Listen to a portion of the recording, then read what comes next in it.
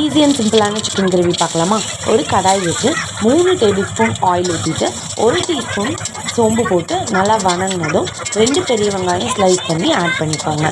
அது வணங்கினதும் வரமிளகா, பச்சை மிளகா உங்களோட காரத்துக்கு எப்படியோ அது மாதிரி நீங்கள் போட்டுக்கோங்க. போட்டு நல்லா வணக்கி எடுத்துக்கோங்க. இப்போ நான் சொல்லக்கூடிய ரெசிபி 1/2 kg சிக்கனுக்கு நான் எடுத்திருக்கேன். நல்லா வணங்கி வரணும். இந்த ஆனியன் அது கொஞ்சம் ப்ரௌனிஷாக ஆகிற வரைக்கும் வணங்கிக்கோங்க. இந்த மாதிரி வரணும் உங்களுக்கு. இப்போ 1 ஸ்பூன் இஞ்சி பேஸ்ட்டும் 1 ஸ்பூன் பூண்டு பேஸ்ட்டும் ஆட் பண்ணிக்கோங்க. ஆட் பண்ணி பச்சை வாசம் போகிற வரைக்கும் ஆட் பண்ணிக்கோங்க. இப்போ ஒரு பெரிய தக்காளி கட் பண்ணி இப்படி எடுத்துக்கோங்க. நல்லா வணக்கிக்கோங்க. அப்புறம் ஒரு பிஞ்ச் கருவேப்பிலை போட்டுக்கோங்க. கருவேப்பிலை போட்டு நல்லா வணக்கிக்கோங்க. வணக்கிட்டு இப்போ மசாலாலாம் ஆட் பண்ணிக்கலாமா? 1 டேபிள் ஸ்பூன் மஞ்சள்தூள், மிளகாத்தூள், மல்லித்தூள் 3ஐயும் போட்டு ஆட் பண்ணிக்கோங்க. கொஞ்சம் சிக்கன் மசாலா உங்கள் வீட்டில் எது நீங்கள் யூஸ் பண்ணுறீங்களோ அது போட்டுக்கோங்க.